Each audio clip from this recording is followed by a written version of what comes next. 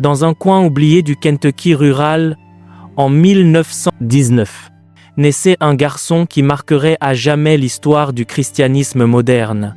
Son nom, William Marion Branham. Fils de parents humbles, dans une cabane, en bois, sans vitres aux fenêtres. Son arrivée au monde n'a pas attiré l'attention, du moins pas celle de la terre. Mais on dit qu'à cet instant précis, une colonne de lumière est entrée par la fenêtre de la cabane et a plané au-dessus du nouveau-né.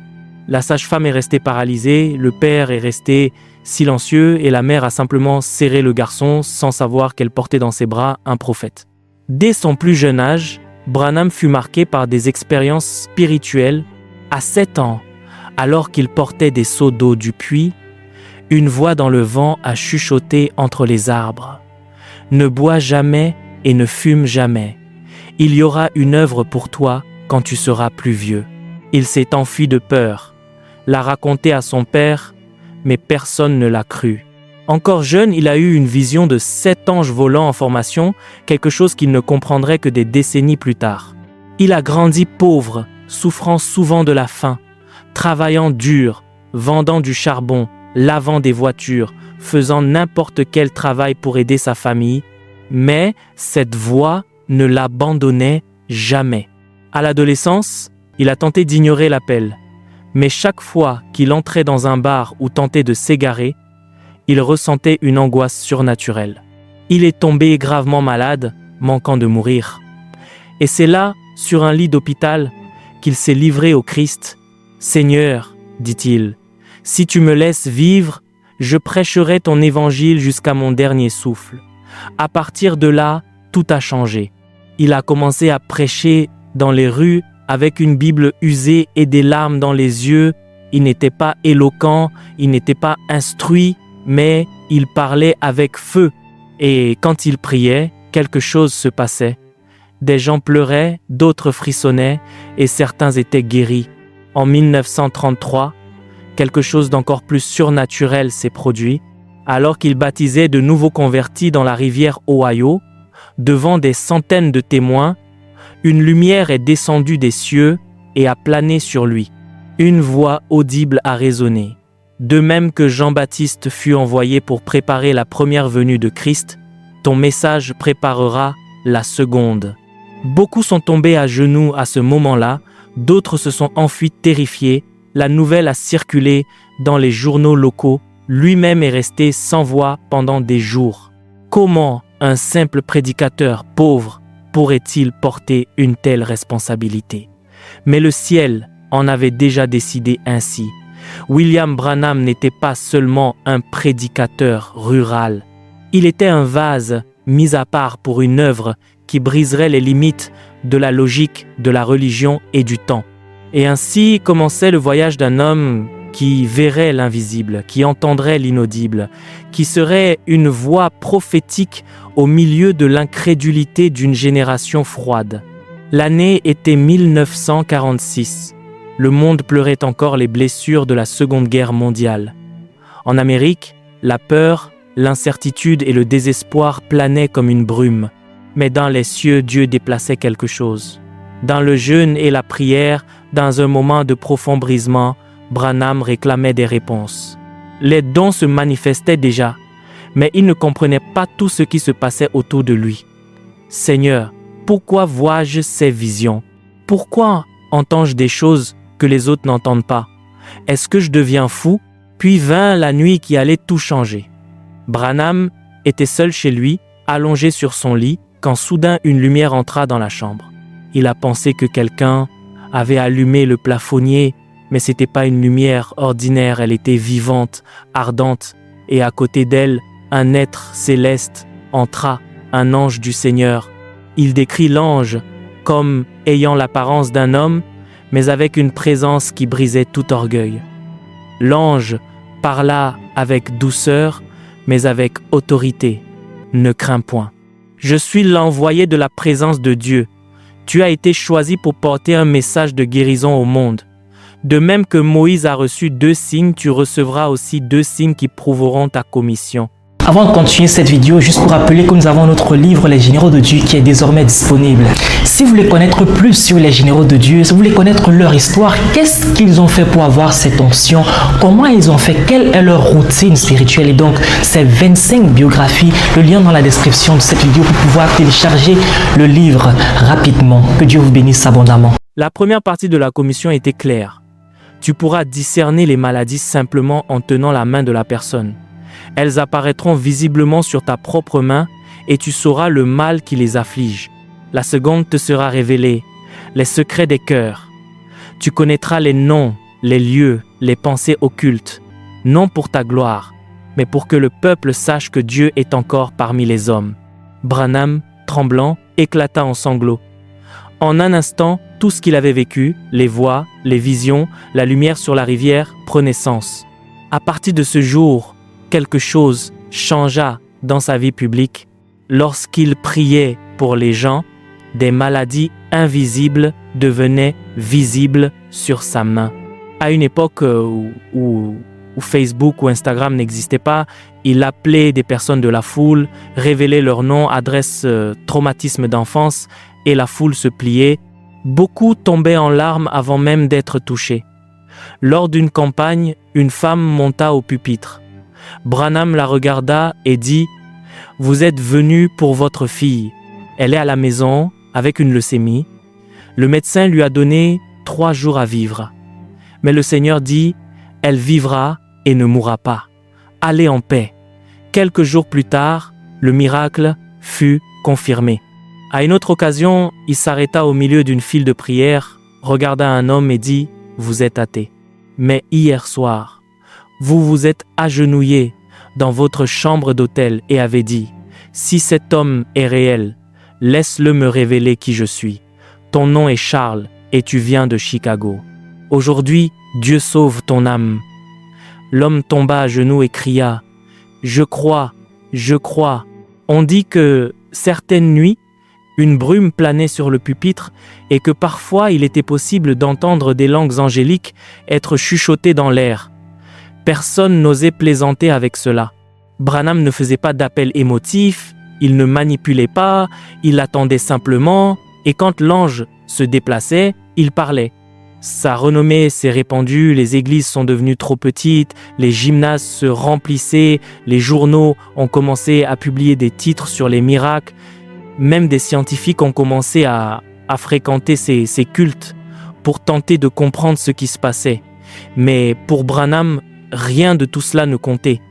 Il disait « Je ne suis rien, je suis seulement une voix. La lumière est à lui, l'onction est à lui, j'obéis seulement. » C'était le début d'un ministère qui briserait les barrières du naturel et pointerait vers le surnaturel. William Branham ne cherchait pas les foules. Il cherchait à obéir à cette voix, la même qu'il avait visitée en 1946 et avait tout changé. La nouvelle se répandait comme un feu dans un champ sec. Un homme prie et les malades sont guéris. C'était plus un prédicateur charismatique, c'était pas seulement une émotion collective, c'était quelque chose qui rompait le naturel et touchait l'invisible.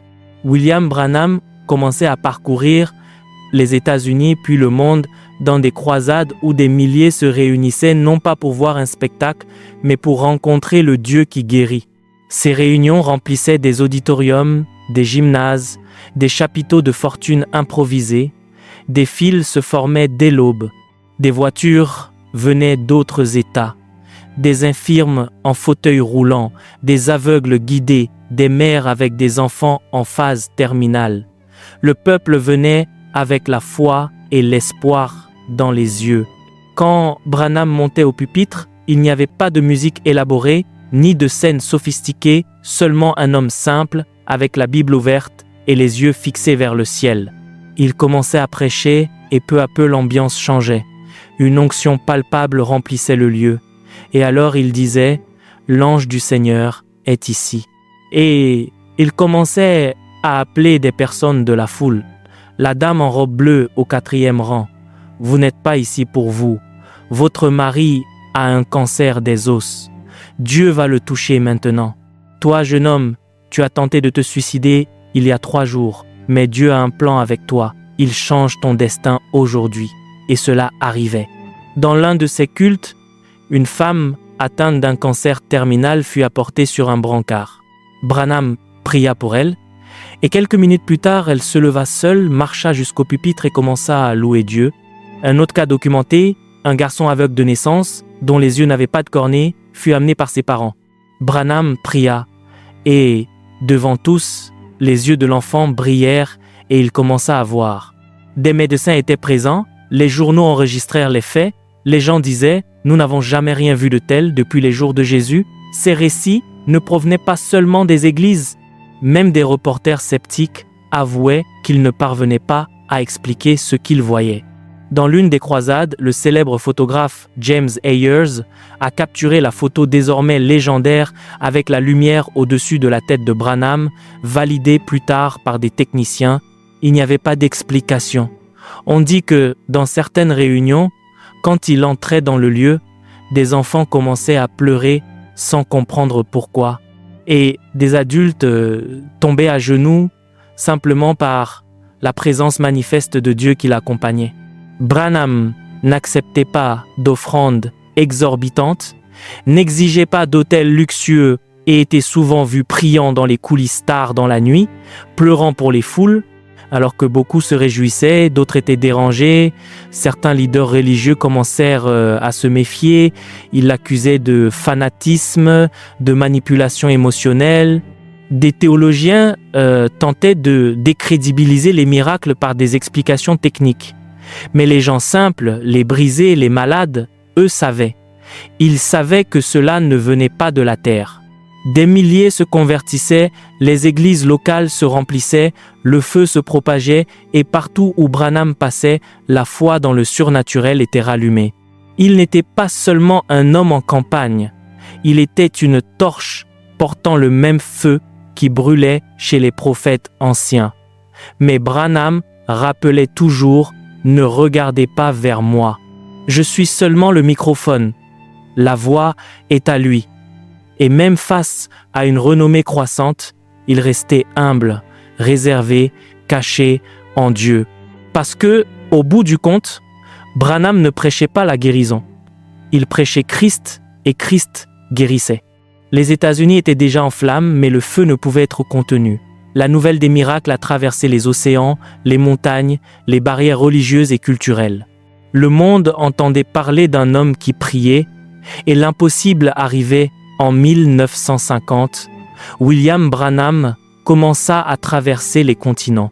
Canada, Mexique, Afrique du Sud, Inde, Finlande, Suède, Allemagne, partout où il passait, les foules se formaient et les cieux descendaient. En Afrique du Sud, plus de 50 000 personnes se sont réunies en plein air. C'étaient des gens venus des tribus, des campagnes, des bidonvilles et des villes. Beaucoup n'avaient jamais vu d'Américains, mais venaient pour la renommée des miracles. Un homme sourd et muet de naissance fut amené par des missionnaires. Branham a juste touché son oreille et a chuchoté au nom de Jésus, et devant tous, l'homme a répété la phrase avec des larmes aux yeux. Des cris ont envahi la foule. Des chefs tribaux se sont agenouillés au sol. En Finlande, il a prié pour un garçon renversé, déclaré mort par les médecins. Des heures plus tard, le garçon a ressuscité, respirant de nouveau. Branham a révélé qu'il avait eu une vision de cet accident 2 semaines auparavant aux États-Unis et que Dieu avait déjà montré que le garçon vivrait. Les journaux finlandais ont appelé cela un miracle biblique dans les temps modernes. En Inde, il a affronté un défi encore plus grand. Un prêtre hindou a amené un homme aveugle devant la foule et a dit « Si votre Dieu est réel, faites que cet homme voie. » Branham a prié avec autorité « Seigneur, pour qu'il sache que tu es le même hier, aujourd'hui et éternellement, ouvre les yeux de cet homme. » L'homme a crié, a ouvert les yeux, il voyait. Des milliers d'hindous se sont convertis ce jour-là. Le prêtre est tombé le visage contre terre. Mais William Branham ne cherchait jamais la gloire. Il disait « C'est l'ange du Seigneur, j'obéis seulement. » Je ne sais pas ce qui va arriver, mais quand il vient, je parle simplement. Ces cultes ont inspiré une génération d'évangélistes. T.L. Osborne, Oral Roberts, Tommy Hicks, A. Allen, Maurice Cerullo, tous, directement ou indirectement, ont été influencés par Branham. Ce qui était rare auparavant, guérison, paroles de connaissance, signes visibles se répandaient maintenant à travers toute une génération qui croyait que le Dieu des actes agissait encore. Branham n'a pas fondé de dénomination, n'a pas construit d'empire, ne vendait pas de promesses, il allait simplement là où Dieu l'envoyait et le ciel le suivait. On dit que dans certains aéroports, lorsqu'il débarquait, les gens se prosternaient sans savoir pourquoi, ressentant un poids invisible de gloire dans l'air. On dit que dans certains cultes, lorsqu'il élevait la voix, c'était comme si l'atmosphère devenait dense et la crainte du Seigneur remplissait l'endroit. Branham disait « L'évangile est puissance, et s'il n'y a pas de puissance, ce n'est pas l'évangile complet. » Il ne faisait pas de théologie compliquée, mais quand il priait, l'esprit d'infirmité sortait. Quand il pointait du doigt, le péché était exposé. Il n'avait que l'enseignement de la vie, mais le ciel confirmait chaque pas. Et ainsi, un homme sans diplôme, sans renommée politique, sans structure, ébranlait des nations entières seulement avec la prière, la foi et l'obéissance. Le temps a passé, les foules ont augmenté, les témoignages se sont multipliés, la renommée de William Branham avait déjà dépassé les cercles évangéliques et pourtant il restait le même homme simple, brisé et caché en Dieu. Il n'était pas rare de le voir agenouillé pendant des heures avant une campagne. Il ne comptait pas sur son charisme, il ne comptait pas sur des méthodes. Si l'ange n'est pas là, je ne prêche pas, car sans lui, je ne suis qu'un homme. Et quand l'ange venait, l'invisible se manifestait. Dans certaines rencontres, l'atmosphère devenait si chargée de la présence de Dieu que les gens commençaient à pleurer avant même la prédication. Ce n'était pas de l'émotion, c'était de la conviction. Des péchés cachés étaient révélés, des cœurs froids étaient brisés. Vous, madame, vous êtes dans le péché, Dieu vous appelle à la repentance. Votre fille est malade ici, mais le Seigneur ne la guérira que si votre cœur est restauré d'abord. Et elle tombait en larmes. Elle confessait. La fille était guérie. Branham ne célébrait pas pour divertir. Il célébrait comme quelqu'un qui voyait, comme quelqu'un qui entendait, comme quelqu'un qui savait. On disait que parfois il s'arrêtait au milieu de la prédication et restait en silence pendant des minutes parce qu'il entendait quelque chose au ciel. Dans une croisade, une jeune femme fut amenée avec une maladie de peau dégénérative qui laissait son visage couvert de croûtes ouvertes. Branham pria une seule phrase. Devant tous, la peau de la jeune fille commença à se renouveler là, au pupitre, en direct, devant des médecins. Des gens se sont évanouis, d'autres sont tombés à genoux. Il fut impossible de nier, Dieu était là. Autre récit, un homme porté par des amis, complètement paralysé.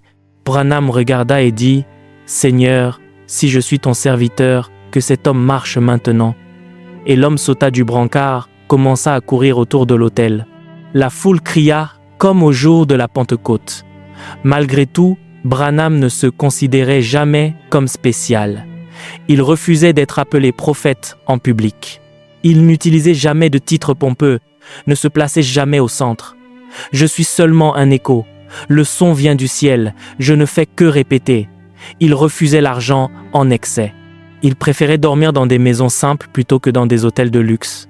Et il disait toujours « Ne regardez pas vers moi, je ne suis rien, c'est Christ, c'est toujours lui. » Il n'était pas seulement un homme de don, il était un homme de crainte. Crainte de dire quelque chose hors du temps, crainte de toucher à la gloire qui n'appartenait qu'à Dieu. Crainte que le peuple ne le place là où seul Christ devrait être.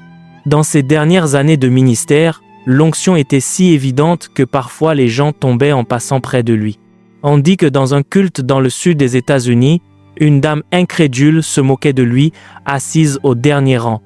Quand il commença à prier, elle resta paralysée sur sa chaise pendant des heures. Elle sortit du culte convertie. On dit qu'il avait des visions si vives qu'il entrait parfois en transe pendant la prédication. Des voix célestes, des langues angéliques, des anges visibles pour les enfants, des atmosphères où même le son semblait faire silence. Mais même au milieu de tout cela, Branham gardait les pieds sur terre, le cœur brisé et le regard vers le ciel. William Branham vivait des jours où le ciel et la terre se touchaient dans sa marche. Mais il savait que quelque chose approchait. Le poids de la gloire augmentait, la responsabilité était plus grande et, dans son esprit, il le sentait déjà. Le Seigneur ne m'a pas appelé pour être célèbre, il m'a appelé pour être fidèle. Avec les années, le nom de William Branham était déjà connu dans le monde entier. Guérison, signes, paroles de connaissance, une multitude de fidèles. Mais l'homme derrière le ministère ne marchait plus comme avant. Le poids de la gloire était devenu un fardeau. Il a commencé à prêcher moins sur les miracles et plus sur la sainteté, l'idolâtrie et le retour de Jésus. Dans ses sermons, le ton a changé. Il y avait de l'urgence, il y avait de la lamentation, il y avait une plainte cachée entre les lignes. L'Église se distrait avec les dons et oublie le donateur. Branham commença à dénoncer la carnalité du pupitre, la vanité des ministres et la recherche de renommée dans le milieu pentecôtiste. Nous essayons de faire entrer le Saint-Esprit dans nos programmes, mais il ne se laissera pas manipuler.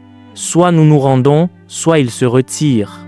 Certains se sont offensés, d'autres se sont éloignés. Beaucoup de leaders se sont mis à le critiquer durement, mais il ne reculait pas. Il commença à prêcher des messages durs, comme l'ère de Laodicée, dénonçant la tiédeur de l'Église moderne. Merci d'avoir regardé cette vidéo. N'oubliez pas de télécharger notre livre Les Généraux de Dieu pour davantage connaître l'histoire de ces Généraux de Dieu. C'est plus de 100 histoires inspirantes, 25 biographies à l'intérieur. Que Dieu vous bénisse abondamment.